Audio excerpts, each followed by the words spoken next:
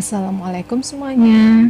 Untuk kesempatan kali ini saya akan mereview kompor induksi merek Advance dengan tipe IDC 300 yang low watt dan dibanderol dengan harga 200 ribuan. Ini adalah tampilan dari kompor induksi merek Advance. Ini saya beli di online shop dengan harga 213.000. Kompor ini terdiri dari dua bagian, yang bawah untuk kontrol operasi, yang atas adalah plat kristal tempat kita memasak. Kemudian bagian bawahnya ini ada tombol on dan off untuk menyalakan dan mematikan kompornya. Kemudian tombol yang kedua adalah tombol function. Ini berguna untuk memilih fungsi-fungsi memasak yang sudah disediakan oleh kompor induksinya. Di sini ada 5 fungsi yang bisa kita pilih. Yang pertama adalah fungsi untuk pemanas. Ini memakan daya 150 watt. Kemudian ada fungsi shock dengan daya 250 watt. Kemudian untuk memasak air dengan daya 350 watt. Yang keempat adalah fungsi hot plate dengan daya 450. Yang terakhir adalah untuk menggoreng dengan daya 550 watt. Nah, cara kerja dari kompor induksi sendiri adalah menggunakan energi listrik dengan sistem elektromagnetik. Kompor induksi tidak menghasilkan panas tetapi menginduksi peralatan masak secara langsung.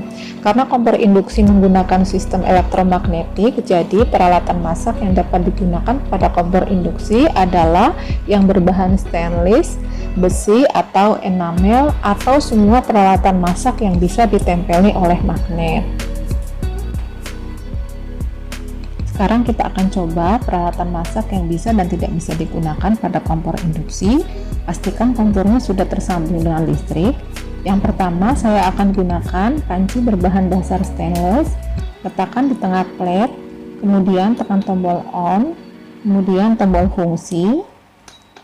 Nah, ternyata alat masak dengan bahan stainless dapat digunakan pada kompor induksi. Semua fungsi yang ada dapat digunakan dengan baik. Nah, sekarang saya akan coba angkat alat masaknya. Nah, ketika diangkat secara otomatis kompornya akan mati dengan sendirinya. Jadi ini sangat aman. Nah, sekarang saya akan coba alat masak dengan bahan teflon. Ini merek Maxim. Saya letakkan di tengah plate, kemudian tekan tombol on. Nah, ternyata alat masak dengan bahan teflon tidak dapat digunakan karena indikatornya berkedip, berarti tidak dapat berfungsi dengan baik, tidak bisa dipanaskan. Jadi teflon tidak cocok pada kompor induksi. Nah, yang berikutnya saya akan coba alat masak ini dengan merek Bosch. Bawahnya itu berbahan dasar stainless. Nah, ketika kita tekan tombol on dapat berfungsi dengan baik.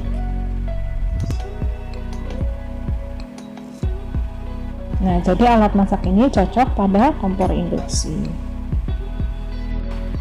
Kemudian saya akan coba dengan panci berbahan dasar enamel. Nah, ternyata panci dengan bahan enamel dapat digunakan pada kompor induksi.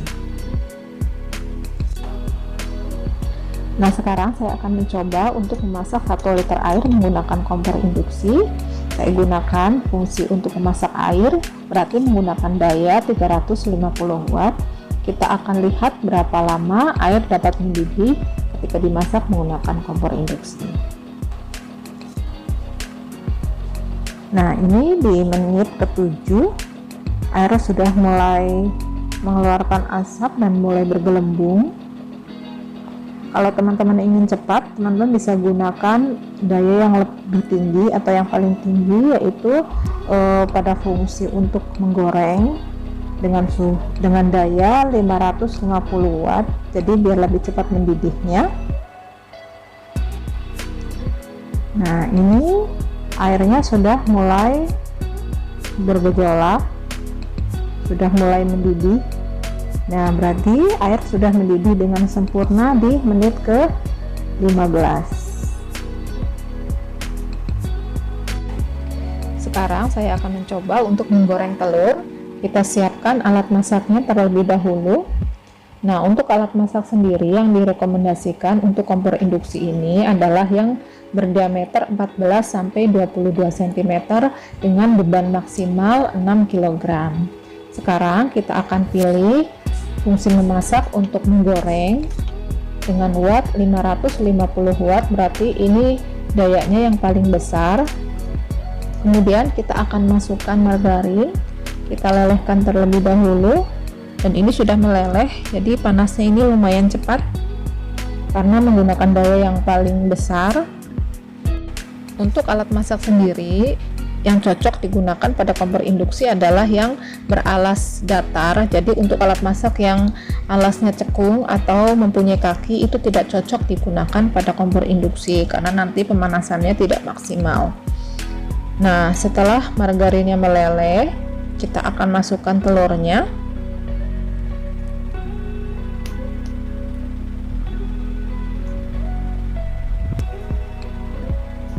Kompor induksi itu juga sangat praktis, mudah dibawa kemana-mana dan lebih aman karena kompor induksi itu tidak menghasilkan api dan juga tidak mengeluarkan panas yang berlebih. Jadi ketika kita memasak, kita tidak kepanasan karena tidak mengeluarkan radiasi kompornya.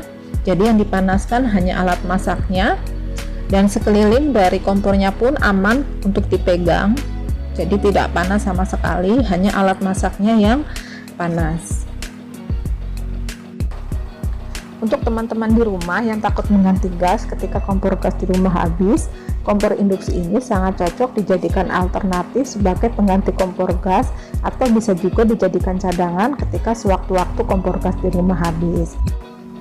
Nah, untuk teman-teman yang tinggal di kontrakan, di kos-kosan atau apartemen, kompor induksi ini sangat cocok digunakan karena kompor induksi ini tidak menggunakan api, jadi sangat aman dan tidak rentan terjadi kebakaran. Cara pengoperasiannya gampang, mudah dipindahkan, dan yang jelas alat masak yang kita gunakan tidak mudah kotor.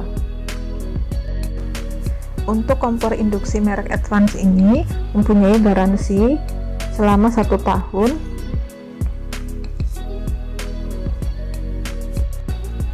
Setiap kompor pasti mempunyai kelebihan dan kekurangannya masing-masing. Untuk kompor induksi merek Advance ini, kelebihannya adalah sangat praktis dan mudah digunakan, suhu stabil dalam waktu yang lama, suhunya juga dapat diatur sesuai dengan keinginan kita, kompor aman karena tidak mengeluarkan api, alat masak lebih bersih, dapur kita tidak terasa panas karena kompor induksi tidak mengeluarkan radiasi, kemudian tampilannya juga lebih menarik.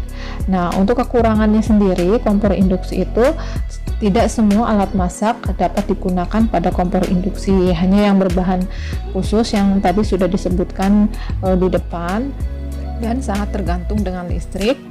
Nah, ini telurnya sudah matang. Jadi telur matang sempurna dalam waktu kurang lebih 4 menitan. Sekarang kita akan matikan kompornya. Kita angkat alat masaknya, kita akan bersihkan. Nah, untuk kompor induksi ini sangat mudah dibersihkan. Jadi kita cukup lap menggunakan tisu atau menggunakan lap basah. Kalau teman-teman menggunakan lap basah, jangan lupa aliran listriknya dicabut terlebih dahulu. Ini saya lap saja menggunakan tisu, dan ini kompornya tidak panas sama sekali, bagian tengahnya juga hanya hangat, jadi sangat aman, tangan kita tidak akan melepuh, cukup dilap. Nah, sangat mudah pengoperasiannya. Sekian review dari saya, terima kasih, mohon maaf bila ada kesalahan. Wassalamualaikum warahmatullahi wabarakatuh.